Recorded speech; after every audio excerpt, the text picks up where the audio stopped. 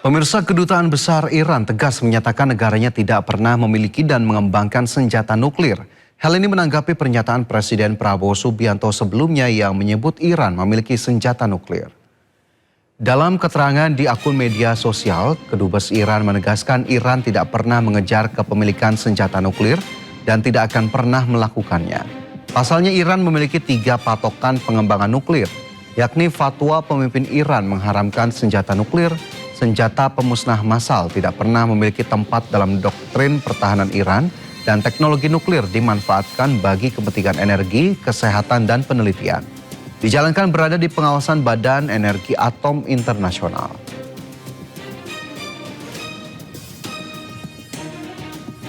Presiden Prabowo Subianto mengaku diminta Presiden Korea Selatan Lee Jae-myung untuk membantu membuka dialog dengan Korea Utara. Presiden menyebut permintaan itu disampaikan saat dirinya melakukan kunjungan kenegaraan ke Seoul pada April lalu. Ia pun menyatakan kesediaannya mengunjungi Pyongyang apabila diminta secara resmi untuk menjalankan peran tersebut. Prabowo menyebut kesiapannya memediasi merupakan bagian dari prinsip politik luar negeri Indonesia yang berupaya menjaga hubungan baik dengan semua negara termasuk Amerika Serikat dan China. Di Korea Selatan, Presiden Korea Selatan, Presiden Republic of Korea, ya kan, minta kepada saya, bisa nggak saya berkunjung ke Korea Utara untuk membuka semacam dialog. Saya bilang, saya dengan hormat, dengan rela, kalau Yang Mulia minta saya untuk ke Korea Utara, saya akan berangkat. Demikian saudara-saudara, ya.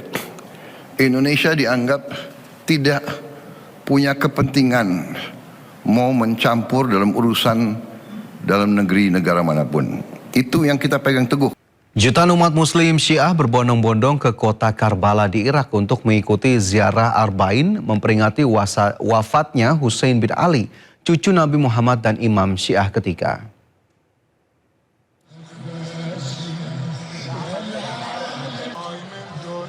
Para peziarah mengenakan pakaian hitam sambil membawa bendera dan spanduk membadati jalan menuju lokasi ziarah di kota Karbala, Irak. Para jemaah ini datang untuk melakukan ziarah Arba'in, sebuah peringatan besar ia menandai 40 hari setelah wafatnya Husain bin Ali, cucu Nabi Muhammad sekaligus Imam Syiah ketiga.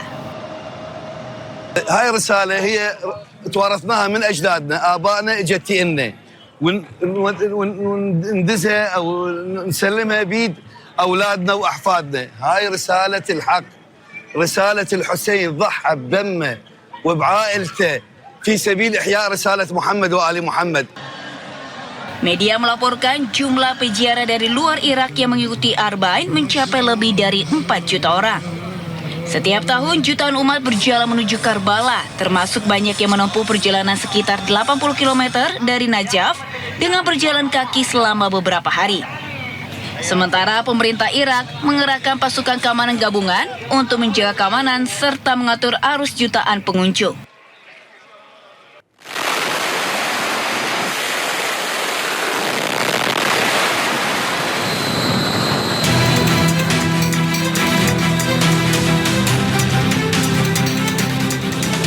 Usai tanda tangan nota kesepahaman damai bulan Juni lalu, konflik antara Amerika Serikat dan Iran kembali memanas. Iran mengecam Amerika Serikat atas dugaan rencana untuk menguasai Selat Hormuz dan merebut cadangan energi Iran. Penasihat militer pemimpin tertinggi Iran, Mohsen Rezai, memperingatkan bahwa setiap pengerahan militer AS di jalur perairan Selat Hormuz akan diserang Iran. الان آتش بحثی وجود نداره ولی حملات ما معنا داره. مثلا کریدور دوم رو به هیچ وجه ما اجازه نمیدیم در تنگه هرمز کریدور دوم باز بشه. حتی اگر ناو هم بیارن ناوشو میزنیم، اگر نیروی نظامی هم بیارن میزنیم. فعلا ما کشتی‌ها رو تهدید میکنیم که نرن. خب خوشبختانه خیلی از کشتی‌ها تهدیدات ما رو گوش میکنن برمیگردن ما درگیر نمیشیم، ولی بعضیا که معلومه کاملا آمریکایی‌ها بهشون فشار میارن، اونا میان خب یه آسیبی بهشون وارد میشه، خب خودشون برمیگردن. Sebelumnya, Presiden Amerika Serikat Donald Trump menyebut bahwa AS tidak akan membiarkan Iran mengambil kendali atas Selat Hormuz. Ia juga mengatakan Iran tidak akan boleh memungut biaya terkait penggunaan Selat Hormuz. Hal itu dikatakan Trump di Gedung Putih, Washington DC, Amerika Serikat pada Senin. Would Iran be willing to return to fully free navigation of It has to be. I'm not going to let them charge. Would you If anybody's going to charge, we'll charge. We're the one that has total control. We have total control. You know, we have a thing called a blockade with his Navy. And that Navy is, they call it a wall of steel, the United States wall of steel. And no, there's not going to be charging. We're not talking about charging at all. There won't be charging. Sebelumnya, Trump sempat mengklaim bahwa Amerika Serikat dan Iran telah mencapai kesepakatan mengenai Selat Hormuz menjelang negosiasi pada hari Senin. Namun, Iran membantah adanya perbincangan antara Iran dan Amerika Serikat. Iran menyebut pembahasan rencana terkait Selat Hormuz dilakukan dengan Oman. Pasukan Israel membakar sejumlah kendaraan warga Palestina di desa Jalut, tepi barat. Mereka juga berupaya membakar rumah-rumah warga namun berhasil dihalau penduduk setempat.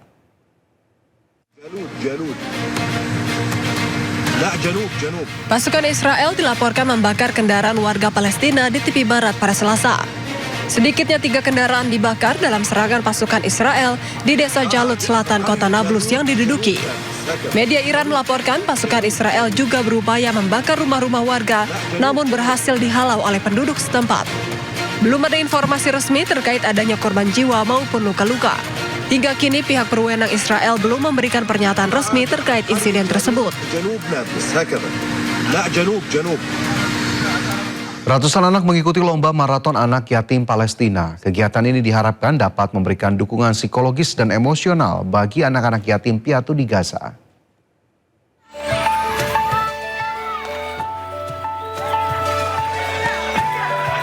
Dengan mengenakan seragam olahraga, 100 anak yatim piatu di Khan Yunis, Gaza antusias mengikuti lomba maraton.